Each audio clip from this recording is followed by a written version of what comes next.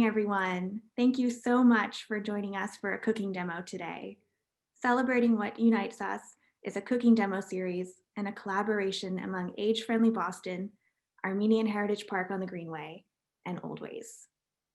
Oldways is a food and nutrition nonprofit helping people live healthier, happier lives.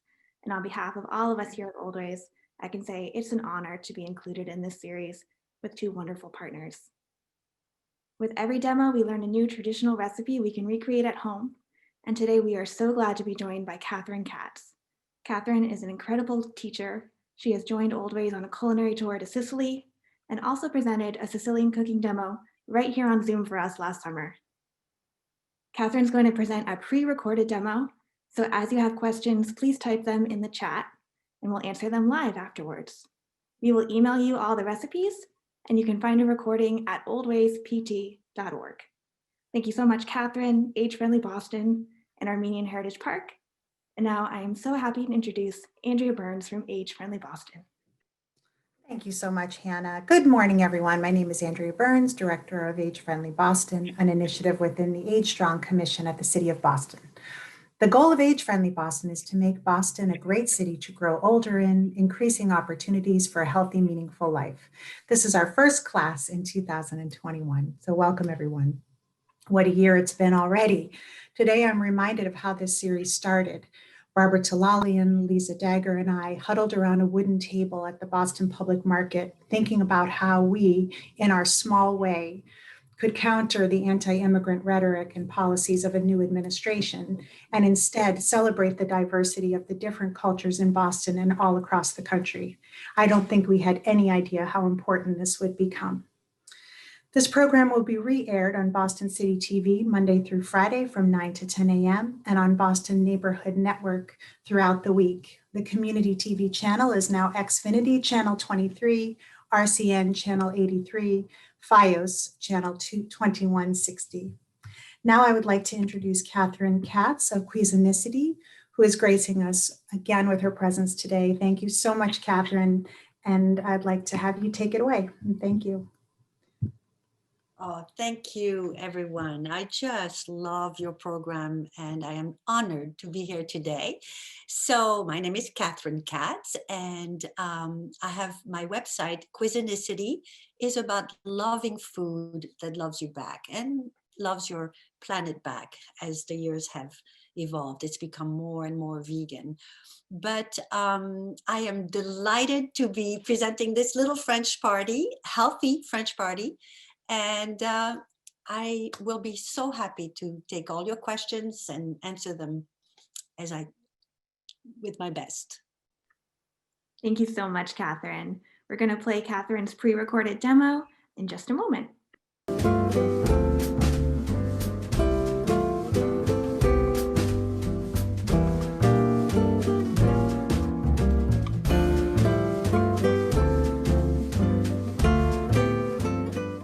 All right, so today I'm going to make a whole wheat boule, and what a boule is simply a bread that's made in the form of a ball. So it's whole wheat, so it's very dense and wonderful. So I'm by no means a baker, a bread baker. I mean, those who really know what they're doing use measuring scales. They do a beautiful job. But having said that, you can make a great bread at home. You'll see how easy it is. The only catch to making good bread is having a yeast sponge. I call it a sponge. I don't know if you can see. I think everybody calls it a sponge. I don't just call it a sponge. And what it is I've made it ahead because it takes about 8 to 10 minutes to get this high and bubbly. You take a half a cup of warm water, and the temperature of the water is important. You don't want it to be too cold. You want it to, in fact, it's a little cold because by the time it took for me to set up my camera, it got too cold. And that's important. You don't want it too hot. You don't want it too cold. You want it just right. Too cold, the yeast won't rise. Too hot, it just will kill it. So you just want it nice and lukewarm. I'm just going to put it in the microwave for a few seconds. And the other catch is that you want to use that kind of a hook, a metal hook from your regular, there we go. regular mixer. So let me set that up. And let's see. Yeah, I think this is going to be perfect. Let's see. Yes, a little hot. Hopefully it'll be fine. Okay, so I put a half a teaspoon, very little, of sugar. You need that to feed the yeast, apparently. Put it in there. And then 3 teaspoons of baker's yeast. Simple. Now, here's the thing. If for some reason your yeast is old and whatever, I don't know, it doesn't get to the bubbly stage, don't even bother putting that in the bread. It just won't rise. And it's simple enough to check it first. That's why you like to do your sponge first to see if it's going to rise. If it rises, you're golden. If it doesn't, use another yeast. Okay. So that's it. That was the hardest part of this whole operation. I use whole wheat flour, not whole wheat pastry. For this bread, I like it dense. I used whole wheat pastry flour for my soft wheat buns that are more fluffy. This is going to be a dense bread. So whole 3 cups. And again, the recipe is on the website, so you don't have to take notes, just to see how easily this is done. Then 3 tablespoons of olive oil. 1, 2, 3. And you note for this, did I put the water in there? Oh God, I can't believe it. Hello, I forgot to put the water first, 1 cup of water. But again, very forgiving. The only thing you want to do last is the yeast sponge. So 1 cup of warm water, doesn't matter exactly the temperature of that water. 3 cups of whole wheat flour, 3 tablespoons of olive oil, and then last, your sponge, your yeast sponge, once it's nice and bubbly. Make sure it's bubbly, otherwise it's not going to work. Okay, so put that in there. That's it. So I'm going to show you how it's going to get into, to create this whole, it's this little ball when it goes in and mixes. At first you start it slow, and then I'm going to increase the speed, because you're going to see it's going to create a ball. And while it's doing that, I'll show you the beautiful bread that I made earlier. Ah, it's dense, it's beautiful. What I was going to tell you is that notice I don't put any salt in this particular bread. It doesn't need it because I love it just plain. If you need a little salt in there, you can. Don't put too much. No more than a half a teaspoon. In my other buns, I think I put 3/4 teaspoon. But because I want them salty, I use them for my turkey burgers. So, but this is, we're going to have it tonight when David comes home. He's going to come home late. We're going to have it with nice fruit jam. Beautiful. So it's starting to create this nice dough. I'm going to increase it. And it's grabbing it. Beautiful. Oh, beautiful. Then in my in the website, you may want, I say that if it's a little sticky, let me just show you. If it's a little sticky, you want your hands with a little flour in there so that it doesn't stick to your hands. But it depends on the quality of the weather and all that. Sometimes it just comes, no, it's perfect. Look at that. You just put a little flour on that so it doesn't stick to your hands. And look. Oh, I love the smell. I love the feel. You can tell. This is it. This is the beautiful dough. What's going to happen is I'm going to put it back inside the bowl. I'm going to cover it loosely so it's nice and warm and it's going to rise. And then I'm going to put it in the oven. It is so good, so easy. You saw? Absolutely wonderful.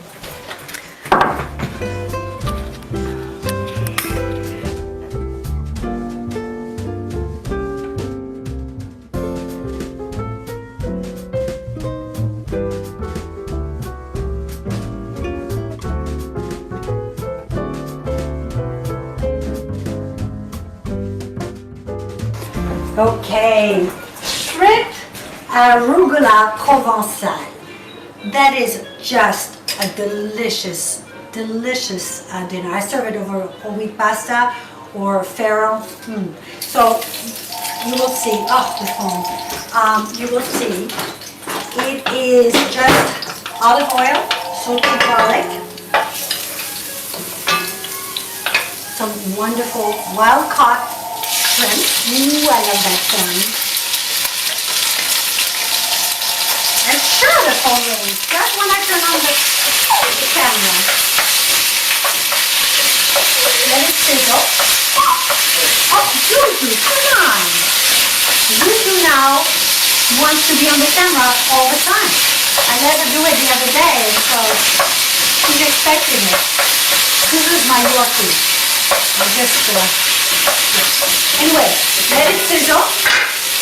Then all I'm going to do, let it get a little brown. Then I'm going to put some cherry tomatoes. I slice some of them in half to get them started in getting a little mushy. You want them to really blend in. I'm going to do that. Wait a minute. And then look at the ton of arugula that I'm going to use. Now don't worry, it's going to melt down in there and just beautiful. All that. Meanwhile, look at those beautiful roses I got. They did got them for me. Anticipation of Valentine's Day, which is not even now. Anyway, so it's going. And, okay. Cherry tomatoes. And let that get a little cooked. And again, I'm speeding up because I'm in front of the camera. You don't need to speed up, but it gives you an idea. I'm going to get this done basically in front of you in less than 5 minutes, hopefully less. A ton of arugula. That's why I have such a tall pot, because otherwise you wouldn't be able to put so much. So you start out and you think, oh my God, there's just too much there. Don't you worry. It's going to really come down. If you want to speed it up on its way, you can cover it a little bit. But basically what's going to happen is going to really come down to not very much, just enough, just perfect. And I keep on adding until it's just cooked through. And then I'm going to put some black Kalamata olives, beautiful, some fresh thyme, and then at the end, once that's all started to really get those juices of the tomatoes, I'm going to add a very simple marinara sauce, no added sugar. Remember, we talked about this. Very simple, what you would expect in the marinara sauce: tomatoes, olive oil, onion, garlic, basil, and salt, basically. And that's it. And there are some wonderful ones out there. I recommend some on the website. But just make sure there's no sugar in the ingredient list. It's starting to cook down. Again, I can't speed this up, so I'm gonna say goodbye and let you just get a feel for where it's going. But basically, it's gonna cook down. I'm gonna add the Kalamata olives, the marinara sauce, let it simmer, and serve this over whole wheat pasta or a nice farro. Delicioso.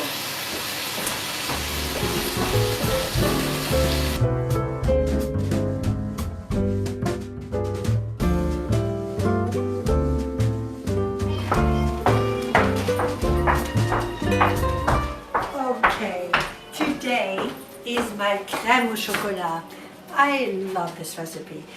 Typically a crème au chocolat, if it's rich and delicious as it should be, has heavy cream, eggs, sugar, and dark chocolate. Well, I did away with the heavy cream, the eggs, and the sugar. Just get the dark chocolate. And I replaced it with wonderful ingredients. And I really love this recipe because it really exemplifies nutritious and delicious at its best. Can't wait to show you. So the first thing I'm going to do, I already melted some dark chocolate in the microwave. And the exact recipe is on the website. Here I just chopped some medjool dates, and I'm adding 2 tablespoons water to get them really nice and moist. If they were completely moist, you don't need to do that. but I find that this makes sure that they kind of blend in, not kind of, they will blend in, and you will not even taste them. They're just there to impart the sweetness. So let me put it in the microwave. Just for about 30 seconds. And while it's doing that, I'm going to put some little coconut milk, glop, some black beluga lentils. I just love those. I call them very humble because they just disappear in the batter without bringing any attention to them. You don't know they're there, you don't taste them. They just impart their creaminess and of course their nutrition, full of protein and fiber and just wonderful. So I'm going to put the black beluga lentils. I use canned. You can cook them yourself, but it's nice to not to have to do that. Now here are my medjool dates, and they're nice and moist and a little warm, so that I make sure that the water is really part of them. So there we go. That's 5 pitted dates. That's it. Then I put silken tofu. I don't usually like tofu. I don't know how to cook with tofu. I don't usually bake with tofu, but I have just recently gotten familiar with it because I'm doing more and more plant-based vegan cooking and baking, and really you do not know it's there. But again, imparts creaminess and wonderful nutrition. Put the whole thing, even the water in there, and then finally dark chocolate. I like to use about 70% cocoa. 60% is okay, but you don't even need that.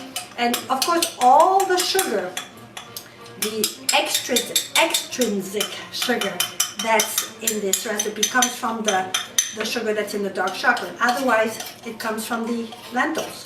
So the total sugar is very low. There we go. And that's it. You've seen it here. So I'm going to just blend it.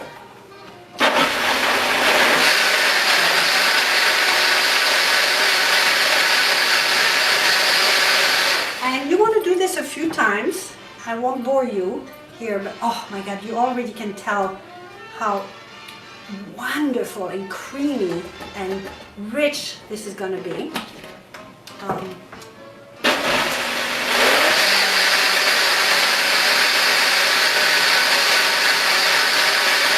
And I'm going to do it one more time off the camera, just so, but I don't want to waste your time. And then all I'm going to do is I'm going to place it in little ramequin, like this, little porcelain ramequin, or you can use a disposable cup, whichever is better for you. And I fill them almost to the top, and it makes 10 of them. And I'm going to bake it right, just like that. Not even a bain-marie, you know, usually how you're supposed to put a little water in there to surround the custards. No such thing. You put it just this way in the oven for 10-15 minutes. It comes out magnificent, creamy, rich, luscious. I'll just have you try it and you tell me. Bon appétit!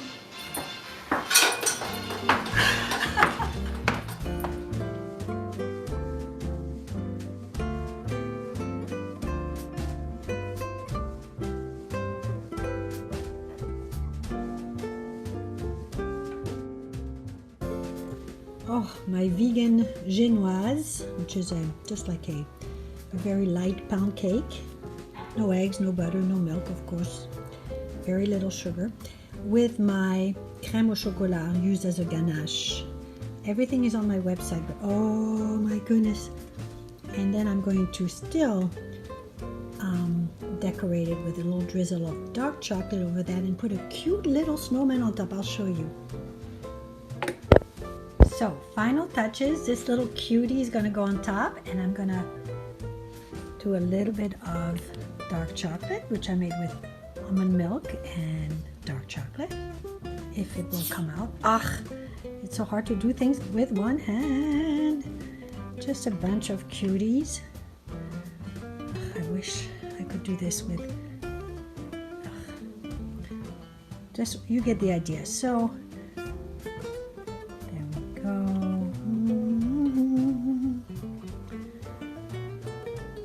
this gribouille.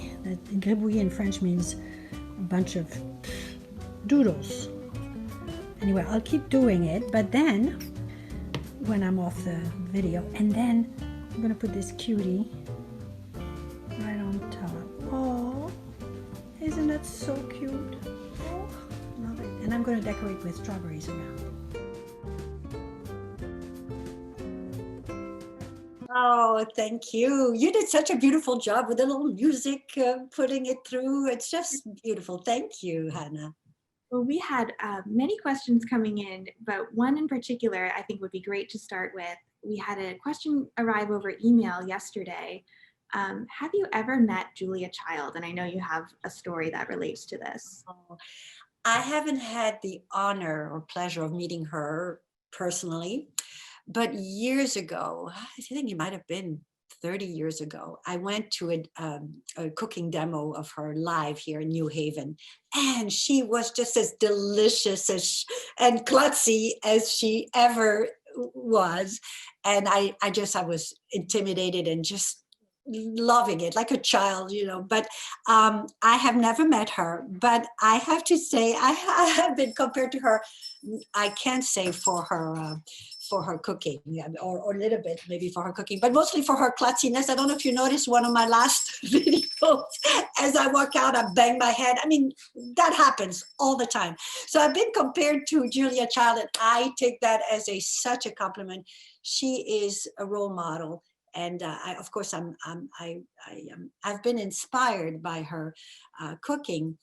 And in fact, it's so funny. When I created this website, I think now it's quite a few years ago. The day I launched it, that night, I had a dream, and Julia Child said to me, "You got this." I took this as a sign, and I was just, it has carried me. So I have never met her in person, but I feel her in my soul. That's such a great story. Thank you.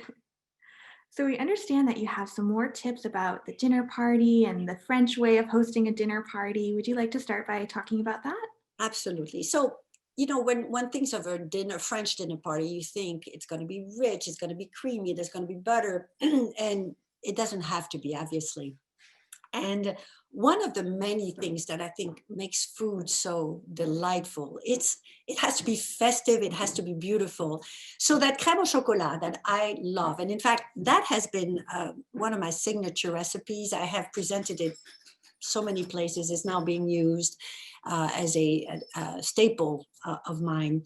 And one of the things that I love to do is play with how I present it. That crème au chocolat, I have a variation on that theme with hazelnut. The French love Nutella, which is this creamy thing, which in the past was not very healthy, hydrogenated oil and all. Now they don't do that anymore. However, the taste of Nutella is something that the French love. So that crème au chocolat is basically, I do the same, but I add some ground up hazelnuts, and I love to present it in this beautiful glass. It's so elegant, and you feel like, you can't even imagine that it's going to be, you think it's decadent. A lot of the food, the way that you create a party, a French party especially, is by making it beautiful, enticing. And as you taste it, I mean, it tastes so rich. I've fooled so many Frenchies, and the French are a little, fussy about their food, and it has fooled them. Or a flute like that, it's also very elegant. I should mention that when I created this recipe, I used to bake it. And the reason for that, it reminded me of my childhood, where the crème au chocolat is served warm. But because it's vegan, and because once I had to present it, my husband and I did a presentation in front of, I think it was 700 people. They were having my recipes, a dinner. It was an evening. And, it's a lot of 700 crème au chocolat to put in the oven. Is as easy as they are. It's a little annoying. So it occurred to me, I've had this without baking it. So if you don't bake it, you can do it in advance, put it in a beautiful glass, put a little raspberry on top. And that's exactly what they did. So we had 700 of these beautiful things. So from now, I don't even bake it anymore. I just love it chilled and present so that I can have it ahead of time. Another, it's just fun to present differently. And and again, because it's vegan, you can use it as a ganache. Now, it is rich and creamy, and you put a very simple, whatever you make, a yellow cake. I love to use my chocolate zucchini cake, which I know you know, Hannah, you've had it. It's a very moist cake, vegan, and I serve it like I showed, with a ganache on top, and then a little drizzle of chocolate. Again, enticing and just melting in your mouth, delicious. So that's one of the many ways. That sounds great. That chocolate zucchini cake is delicious, and I can only imagine even better with a little of that ganache on top. Yes, right? Yeah. We have a lot of questions about the dessert. Some people are wondering, could they use an even darker chocolate? Would that work? I go 70. If you go 80, I mean, if you like a little, not bitter, but to me, it's going to be a little, it's going to lack sweetness. Because remember, there's no added sugar. The only sugar comes from the sugar that's intrinsic, extrinsic, I guess I would say, to that dark chocolate. They put sugar in there. But other than that, it's from the medjool dates. So I suppose you could use darker chocolate, but then you'd have to probably add one more medjool date. And you're right, absolutely. Dark chocolate is so much more nutritious than, I would never use milk chocolate, for example. Mm-hmm.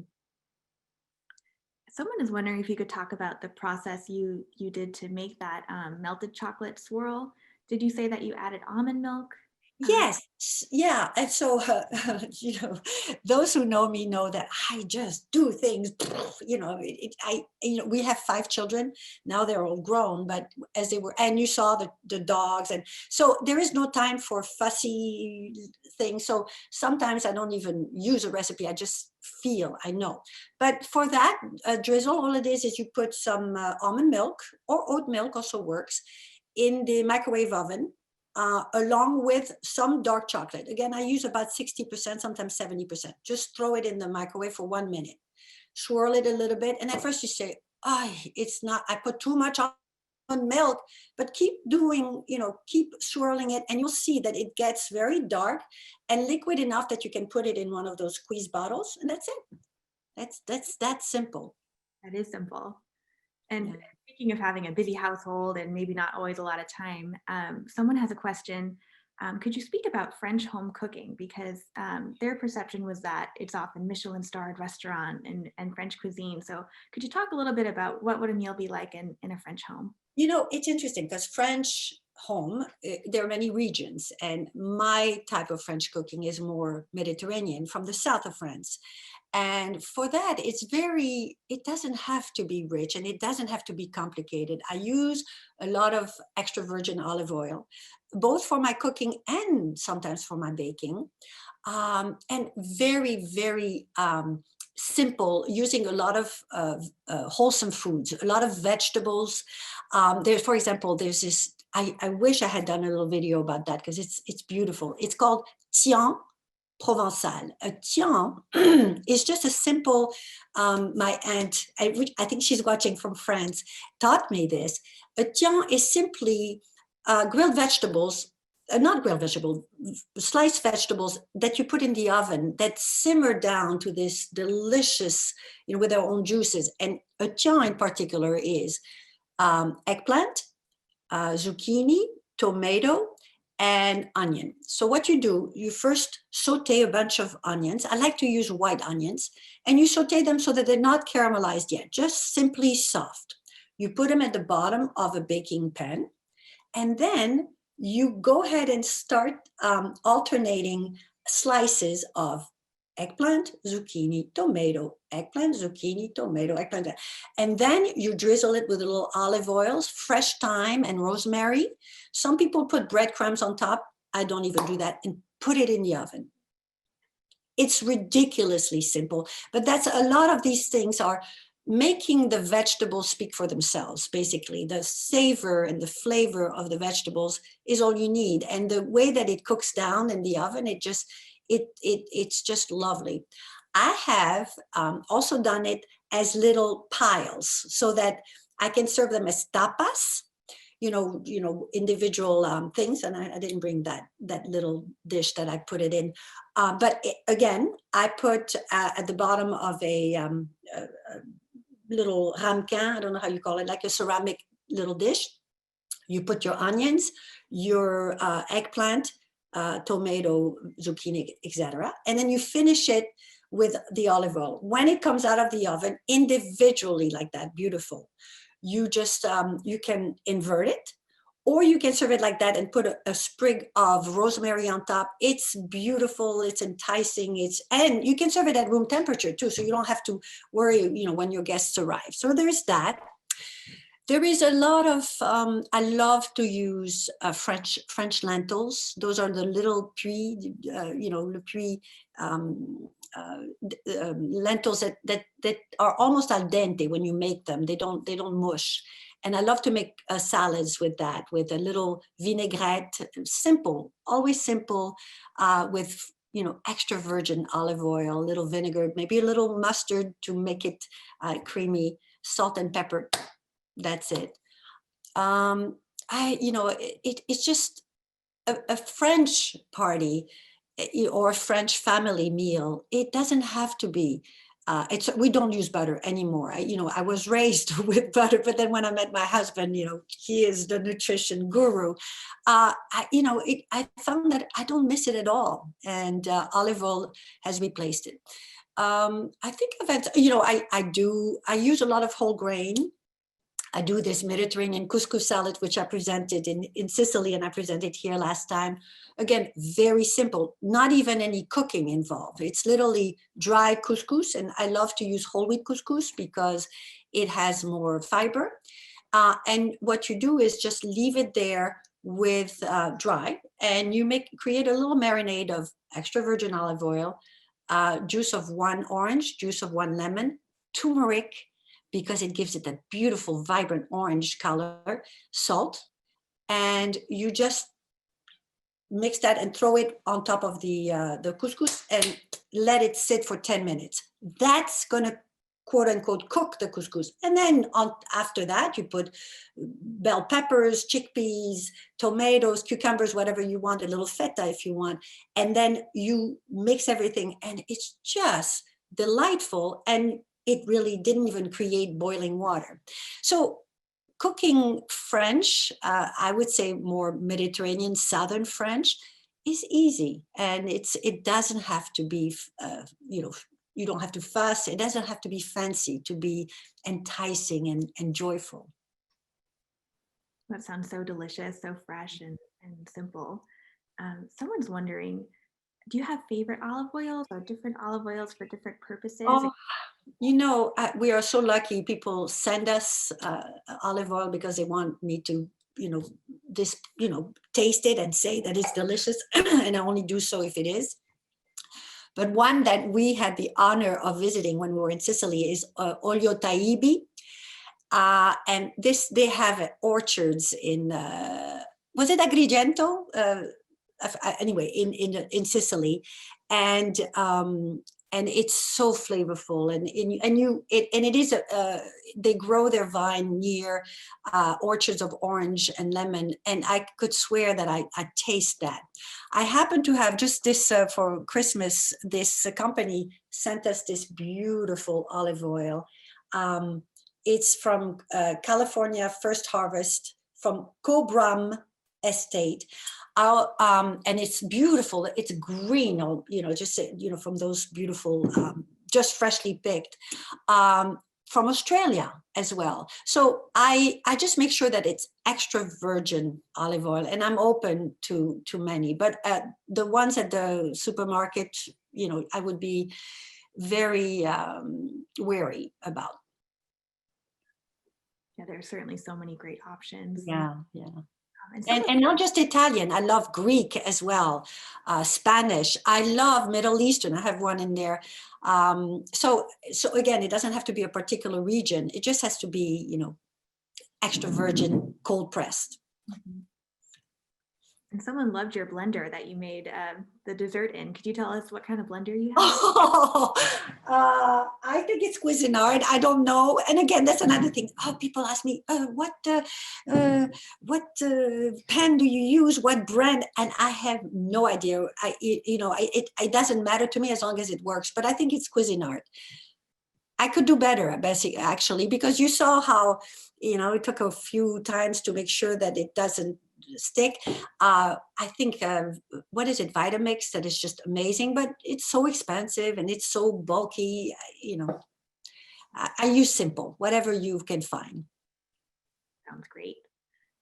I'll just remind everyone we have a lot of questions about cooking time and temperature, and we will send all of you the recipes that we discussed today. So you'll have all that information to refer to. Yes. Now, interesting. I need to say something about that because here in my kitchen, which is our home and where I've done most of my cooking, I have a convection oven. I have recently also, I have a little studio in New Haven where I do my music and I've tried to, I've recreated my recipes there. And of course I have whatever oven I have there. And the oven that I have there is not convection. And so it's been interesting to me to test my recipes in a completely different kitchen. And that's important. I mean, my recipe should be replicable and you know, you should be able to do it just the way I say. So I have found that if you don't have a convection oven, add a good 10 degrees hotter than what I say, and probably 10 to 15 minutes longer. So again, you know, different ovens, you're going to have to play with it. And that's part of the loving of cooking. Yes, you want to follow recipe, but you also want to have a feel for what you're supposed to have the result be. So for example, for this Tian Provençal, if you take it out too early, because I say, I don't know, 35 minutes in your oven, it could look a little boiled. That's not the point. If I say it's supposed to be glazed and delicious and a little caramelized, then it needs to go a little longer. So you kind of have it's a conversation with food and preparation you have to have.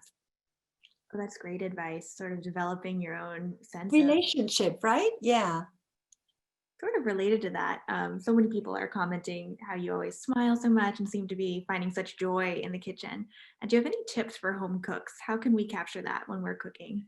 Well, for one, and it's interesting because I noticed somebody said, what is that annoying music in the background? I cannot cook without my music. And I have to have music in the background. And of course, you know, my website is it's inviting people into my kitchen. I'm not a professional in that way. And so this is how I cook. I cook with music, always music on. And oftentimes it's a little, you know, Latin, and especially if I'm cooking a particular culture, I make sure and have it, you know, be that culture in the music. So a lot of music, a lot of kind of dancing in the kitchen. This kitchen also happens to be so beautiful and lived in. Again, 5 kids. We've been here almost 30 years. And over the years, it's grown, and it is the center of our whole home. You know, it is really just the focus. And so it makes me happy. I can see, you know, there's so many windows. I can see the outside. I love the smell. I love the reaction of the people when they come and they see, wow, and they smell. So there's always something that goes wrong in my kitchen too. But so the joy is just that it is love. You know, this last few years we had some issues in the family where, I felt that I have not done as many videos as I had in the past because it is all about love and feeling the love and feeling the joy. When you don't, you know, when you're struggling, sometimes it's not easy, and I won't do a video because it's not fake. It has to be from the heart. So it's all about love. And lots of people are sending their recommendations: Bach, Baroque music, good jazz. People love to listen to music in the kitchen as well. Yeah, no, it's fun. And if you can, some of my videos, the music is almost too loud, but because I get into it, and and there's a particular pie that I have. Oh my goodness, my peach pie, and I always dance to this. This is a Justin Timberlake song. I can't think of the title now, but I just, it's joyful. It's just fun. Oh, that's great. We have lots of questions about the bread. If you don't have a stand mixer, or you have a mixer but not the hook, could you make it by hand? Yes, you can. It just, it will take a lot of kneading, and you will feel, oh my goodness, it's too sticky, it's too this, just keep doing it. Don't, oh, my daughter just told me, "Can't stop the feeling." That was a song by Justin Timberlake. They know because I just sing it at the top of my lungs.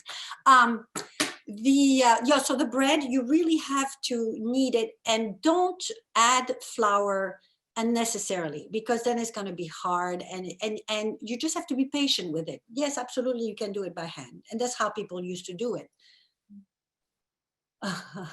And someone is wondering, do you make bread every day, or how often would you do Oh God, no, I don't. But having said that, sometimes, because there's such great bread you can buy. My God. But sometimes I forget, and oh my goodness, I don't have any bread. I'll throw this. I mean, it's that simple, that easy. My soft wheat buns, I always make with my for my vegan or my turkey burgers. I don't make turkey burgers anymore. It's all vegan now. But the soft wheat buns, I always make. So I make it often. It's simple enough that I make it often, but I don't make it every day. No. Mhm. Someone's wondering if you have a go-to meal. Oh yes, pasta fagioli. That one. It's because it's literally just, oh God, I don't feel like doing anything, and I don't want to go to the supermarket. And often I have ingredients, even fresh ingredients, in the refrigerator.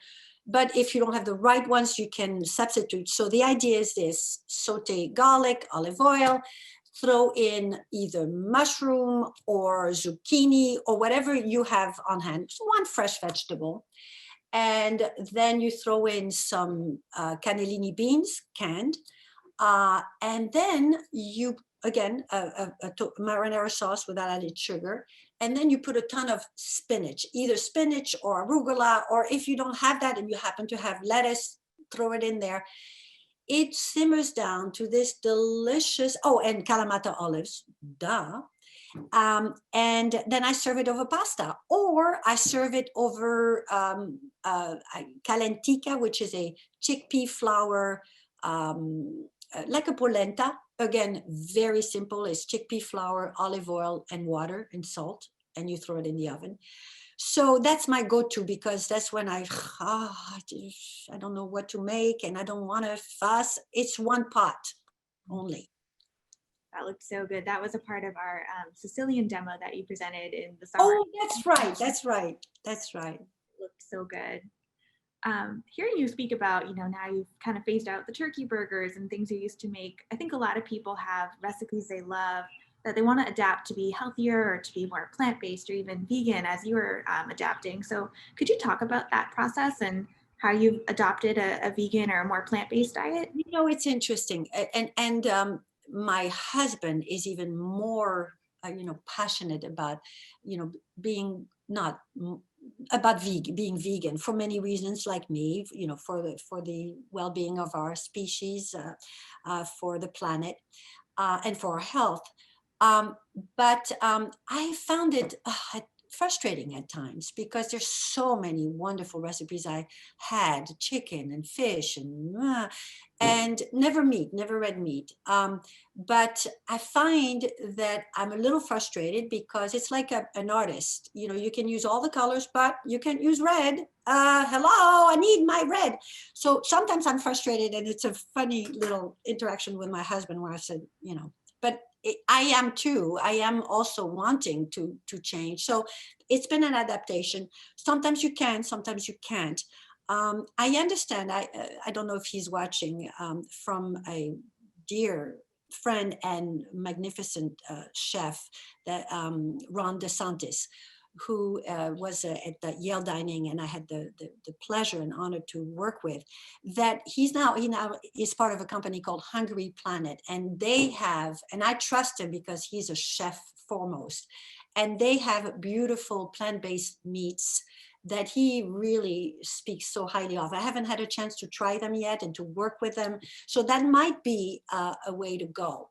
But other than that, I haven't missed it too much, because, for example, even that shrimp arugula that I talk about now, we rarely eat shrimp. Sometimes we do, but I can replace it altogether with more cannellini beans, and you do everything the same, and it just is lovely. It's what makes it delicious is not just the meat or the fish that was in it. It was all the spices and all the flavors of the wholesome ingredients. So for the most part, I don't miss it.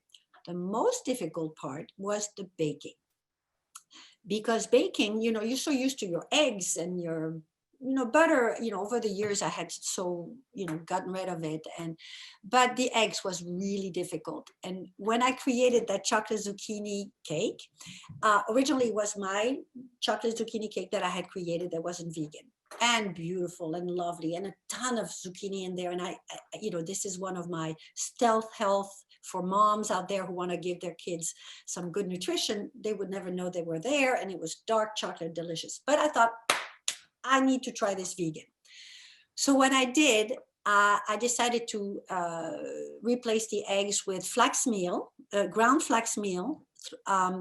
There's supposed to be 3 eggs there. And so I did 3 tablespoons of flax meal and 7 tablespoons of water. As I'm a scientist by training, so, there was a lot of tweaking here and there. But when I made it, I made it kind of rolling my eyes and saying, yeah, sure, this is going to be a disaster. And I was going with that frame of mind. This was a few years ago when I started baking vegan. And I thought, God, I'm not going to be able to do this. So they're in the oven and they're rising and they're beautiful. I'm saying, not too bad. When they come out, slowly, they started to deflate. And I thought, okay, you know what? I'm just going to throw this out. I'm not even going to taste it. I expected this. This is disgusting. But I tasted it. And oh my God, they were luscious. And the fact that they had risen and then, gotten flat again made them even more rich. And so now it's been a go-to recipe of mine. But interestingly, I never recreated that flat. They now rise beautifully. I don't know if it's because I've changed, I've tweaked the temperature of the oven. Anyway, it is just as good, maybe even better than my original chocolate cake. So there is a lot of adapting. And there are also mistakes. You try things and sometimes they don't work. And if they don't work, you say they don't work.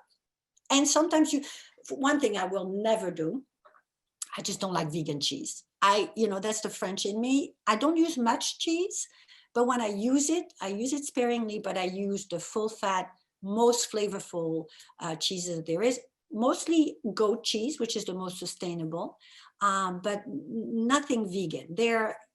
I will put my foot down on that one. That's great to hear that through trial and error, you can find recipes that you love even more when you adapt. Yes, right. I want to make sure we ask a few quick substitution questions.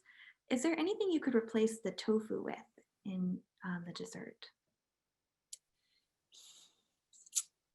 I can't think of anything. I mean, this is pretty amazing. I got rid of the cream. I got rid of the eggs. I got rid of the sugar. And now I have to get rid of the tofu. I mean, now the tofu, for many reasons. And I don't really like using tofu. I don't like the consistency. But the tofu is it just completely disappears. And it's just the right consistency for this. And I don't know why unless one is allergic to soy, but health-wise, nutrition-wise, culinary-wise, taste-wise, richness-wise, it's just the perfect ingredient. So I can't think of anything else I would use. Mm-hmm. Someone is suggesting avocado or maybe a plant-based yogurt. Okay, so some people have done crème au chocolat with avocado and cashews, but to me, it tastes healthy. you know the avocado is there, you know the cashew yogurt is there. It has to, I've fooled people with this. Have you had it? I don't know if you, Tried this one yet, but I'm yeah, definitely. oh my God. It really, it's mind boggling how you just don't miss any of the rich ingredients. So yes, no, people do avocado, people do cashew, whatever. To me, this was just a perfect balance of nutritious and delicious. Delicious is, that's it. It has to be, otherwise, you can always make something nutritious and not tasty, but that won't make it. And it tastes good too. So I'm Yes, gonna yes. try the tofu, and maybe if someone And it has to look good too, because if it looked green because of the avocado, I don't think so. I want it to look creamy and dark and chocolatey. So it's a lot of things all in one that it has to be. And this particular recipe, just, check, check, check, check. That's it. great. And I think we have time for just one more question. It's about the arugula. Some people say, well, it's really fast or too fast if they're not watching it. So do you have any tips for arugula, or maybe a suggestion for another green? Oh yes, any green, kale, spinach, what haven't I used? And what is the problem with arugula? I didn't get that. I'll find that question one more time, that it sometimes wilts so quickly it becomes a little mushy, or it might brown very fast in the pan. Well, and if it does, you're done. I mean, again, like that kind of conversation with your ingredients. If when it melts, boom, that's it. You put the marinara sauce enough to heat it, done. There is not because the shrimp will cook pretty quickly too. I saw somebody said, won't the shrimp be hard? No, by the time, because they also are cooking with the tomatoes and they get that beautiful, there's no water, no nothing, just it's the juice of the tomatoes that cooks them. And it goes pretty quickly. The whole thing goes pretty quickly. They don't get a chance to get hard. And so I don't think you'd have an issue with arugula or spinach or kale or anything you want to use. Oh, that's great to hear. Yeah. Well, Catherine, thank you so much. We have so many comments and so many questions, but we'll be sure to send everyone your website to explore more recipes. And I'm sure there's so much enthusiasm for. Oh, thank you. Will I be able to look at all the questions and the chats? Because I wanted to concentrate on this. I didn't look. You can see everything. Yeah. Okay, good. I'm so glad to introduce Sarah Bear-Sennett, the president of Oldways, to say a few words. Thank you, Catherine. Thank you, thank you. And for those of you who asked about Catherine's joy and pleasure in cooking, in person, Catherine is exactly as you see her, full of joy and fun. And truly, her kitchen is spectacular. Catherine, we love you and love watching and learning from you. And we also appreciate the philosophy that you and David have. Love food that loves you back, and food that loves the planet. And for those of you who don't know, Catherine's husband, David Katz, is a world-class nutrition expert and medical doctor and founder of the True Health Initiative. And we highly recommend that you follow both Catherine through Cuisinicity and David through the True Health Initiative.